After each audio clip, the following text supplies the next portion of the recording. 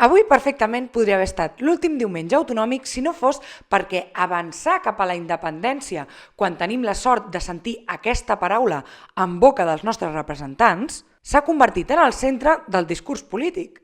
És a dir, com el 2012, quan Artur Mas presidia la Generalitat.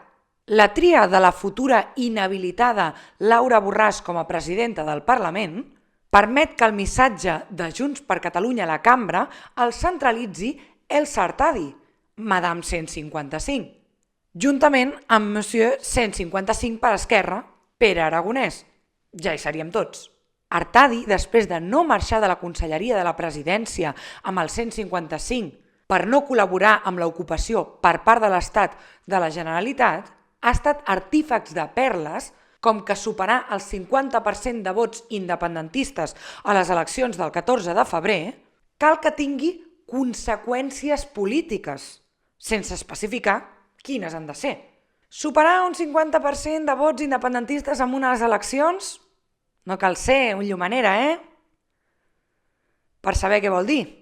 No fos cas que exigissin declarar la independència de forma immediata, tal com va votar la gent a l'1 d'octubre del 2017, o que pel contrari no votaran la investidura de Pere Aragonès ni formaran part del seu govern. Però clar, si no hi ha govern, no hi ha repartidora.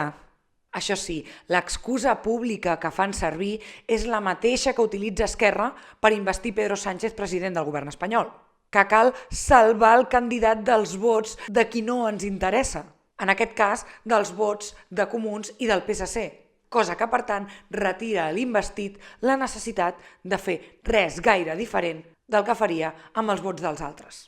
Perquè Esquerra Republicana celebra aquesta setmana els seus 90 anys d'història precisament sense reivindicar la independència, sinó una hegemonia política com la de l'antiga Convergència o del catalanisme socialista, amb frases tan ambigües com guanyar el país, que sense que el govern del PSOE hagi fet absolutament res, cap gest i evidentment encara menys cap política d'acostament a aquesta hegemonia, del que es tracta és, per tant, de guanyar el partit.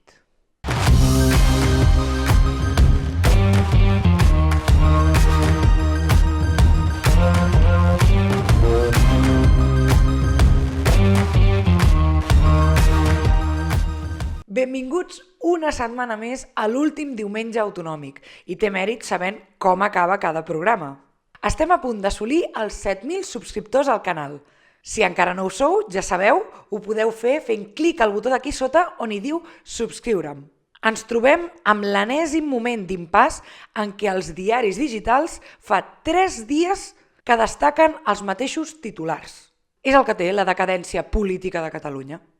Podríem reciclar les mateixes notícies que fa 3 anys amb diferents noms, o amb alguns noms diferents. Per exemple, el candidat del PSC, Salvador Illa, que és qui ha guanyat les eleccions, malgrat que Esquerra cada dia intentin fer colar que les han guanyat ells, que es parli amb els comuns, home, és normal, si tu has guanyat les eleccions. Fa el paper d'Inés Arrimadas intentant ulsteritzar Catalunya. I hem pogut trepitjar la Catalunya real, no? I copsar com és de necessari estar a peu de carrer. Es veu que els d'Horta, els de Camprodon o els de Sallent no som la Catalunya real. No sé per què tant d'escàndol amb l'entrada de Vox al Parlament si l'únic que han fet és intercanviar-se papers amb Ciutadans i una mica amb el PP, mentre els socialistes són ara qui fan de Ciutadans. Aquest ha estat el gran triomf del partit que va pilotar Albert Rivera. Encara que desaparegui, ja ha guanyat. Ha fet inclinar el tauler polític de manera que Podem esdevingui inofensiu.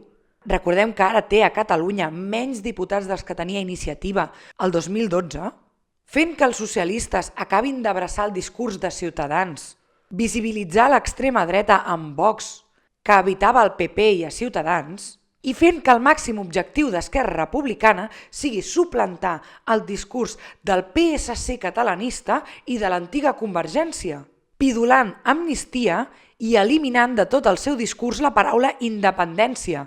Fer que aquest país guanyi.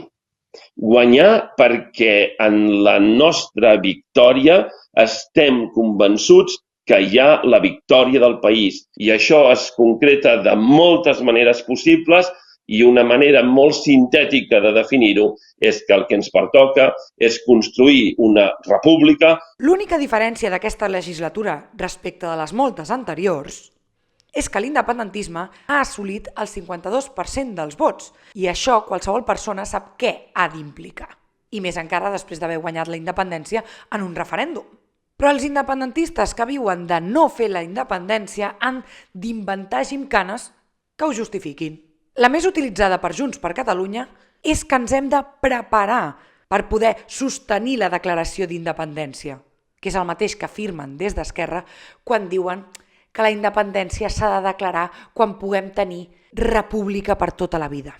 Nosaltres vam marcar molt clar que era la legislatura, diguem-ne, del preparem-nos, de fer les coses diferents, de tornar a recuperar aquella unitat que teníem a l'1 d'octubre, agafar el fil de la tardor. I la CUP, que en altres anys hauria estat un dic de contenció d'aquest tipus de trampes institucionals, ara en forma part.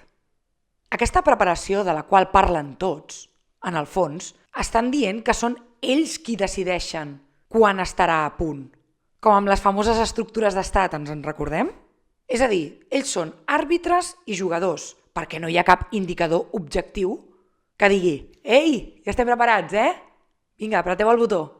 I és el mateix que ha fet Quim Torra durant 3 anys en què ha estat president.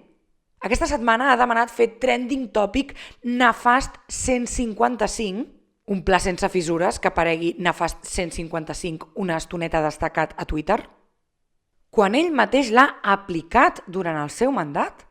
Mentre esperonava a la societat civil a apretar les institucions, la Conselleria d'Interior, que depenia d'ell, demanava presó pels manifestants independentistes. I ell no dimitia. Si tan sol estava, podia haver marxat tantes vegades i no formar part d'aquest teatre. Això sí que hauria estat digne.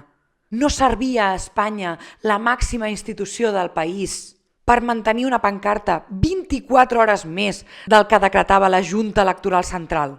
Una pancarta que no hem vist mai més. Això sense comptar que va expressar suport a l'estafa del Tsunami Democràtic i del Sit and Talk, que casualment van desaparèixer quan es va investir Pedro Sánchez, que va afirmar que no faria autonomisme i es va dedicar tota la legislatura a pidolar diàleg a Pedro Sánchez. Recordeu les nombroses cartes que li va enviar?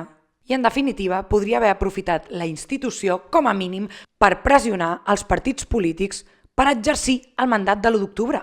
Per què no ho podem fer nosaltres? Per què no? Per això no ho puc fer-ho. Jo sóc el president d'una comunitat autònoma. És així. Però què es pot esperar d'un president de Catalunya posat i tret per Espanya? Però ei, no diguis Nefast Torra perquè els masovers de la colònia t'envien a tots els seus mariachis per fer-te una cancel·lació pública. Ja ho veieu, aquest podria haver estat l'últim diumenge autonòmic, però sembla que haurem d'esperar. Potser la setmana vinent tenim més sort.